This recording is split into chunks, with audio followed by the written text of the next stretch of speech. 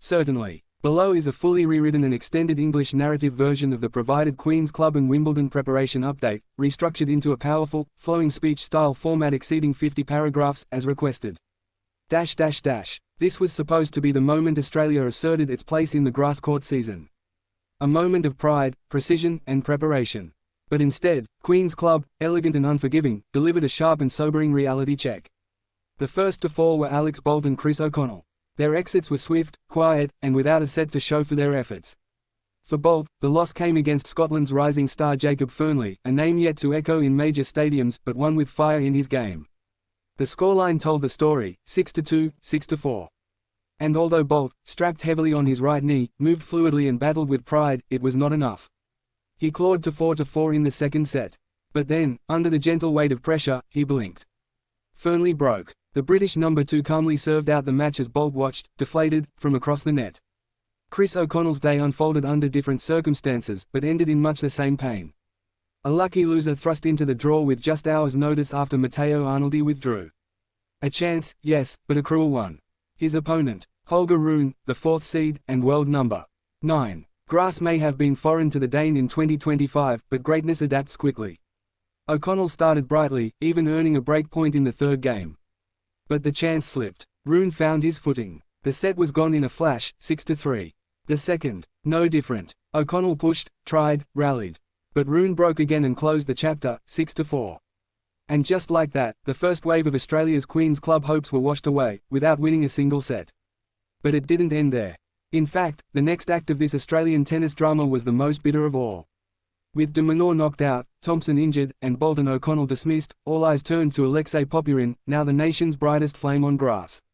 Popyrin stood taller than ever before, his confidence buoyed by a career-best 4th-round run at Roland Garros. His ranking had peaked, world number 21. His power was undeniable. And now, here he stood, in the round of 16 at Queen's, with a country behind him and a mission ahead. But standing across from him was a challenge both thrilling and terrifying, Jack Draper. The young Brit is no longer a prospect.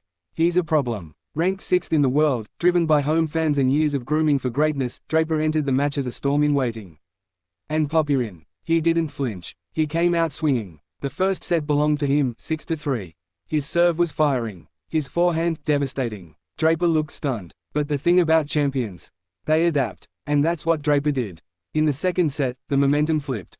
Draper began to find angles. He pressed. He pushed. He punished. The Brit broke early, then again. 6-2. Queen's Club erupted. It was one set all. A final set would decide Australia's fate in London. What followed was a tennis war. Game after game. Deuce after deuce. A crescendo of crowd noise and heartbeats. At 5-4, Draper had 2 match points. Popyrin. He denied them both. He held. He fought. He believed. Then came the tiebreak. Popyrin surged. Up 4-2, he looked destined to rise. This was his chance to seize a victory not just for himself but for a battered Australian campaign. But again, sport is cruel. And Jack Draper, calm as ice, rallied. He clawed back to 4-4. Then 6-5. Then 7-5. Match, set, and heartbreak. Popyrin slumped in defeat. Not in shame, but in disbelief. He had the edge. The crowd knew it. Draper knew it. But margins in tennis are thinner than grass itself. Draper praised him. He played some amazing tennis, he said. And he did. But there would be no consolation in compliments. Australia had arrived in Queens with numbers. Now, they were left with wounds.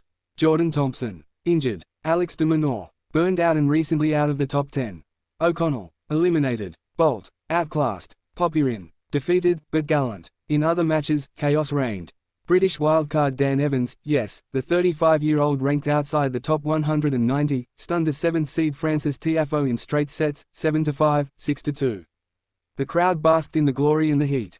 A fairy tale win for the veteran. Elsewhere, British number 3 Cameron Norrie was humbled by Czech teen Jakub Mensik. A rollercoaster battle, 7-6, 8-6, 1-6, 6-1, ended with the young Czech's fists clenched and a giant slain. Roberto Bautista Agut, a man known for discipline and grit, pulled off a remarkable comeback against Nuno Borges. After dropping the first set, he saved a match point, then rallied from 1-4 down in the second to win 5 games in a row and take the match 6-7, 6, 7-5, 6-4. A masterclass in survival. And now, attention turns to Wimbledon. It's closing in fast. The draw will soon be locked. The grass cut fresh. The dreams reset. Alex de Minaur returns on Wednesday. The fifth seed opens his Queen's campaign against Jiří Lehecka, a tricky customer. The Czech beat two top 20 players at Wimbledon last year. And while de Minaur leads their head-to-head, history means nothing when confidence is low. Popyrin, still ranked a career-high number 21, will face fellow Aussie Aleksandar Vukic in a rare All-Australian clash. Perhaps it's what he needs, a familiar face, a grounding reset. Jordan Thompson, if fit, plays John Munner, a tough, gritty opponent. In Nottingham, young James McCabe is flying the flag quietly, yet impressively. After qualifying, he defeated British wildcard George Lofhagen, just as he did last year, this time winning 6-3, 7-6, 7-4. It wasn't flashy, but it was efficient. And perhaps, a small flicker of good news in a week filled with shadows. Australia's Queen's campaign wasn't just a disappointment, it was a statement. The grass is unforgiving. The transition is sharp. And Wimbledon will not wait for anyone to find their footing. There is still time. But there is no margin. For Australia, the questions are louder than the answers. The pressure is higher than the seeding. But tennis is not about staying up. It's about getting up. And when Wimbledon begins, when the green carpet is rolled out at the All England Club, Australia must walk with pride, bruised, yes, but not broken. Because history remembers not only who won.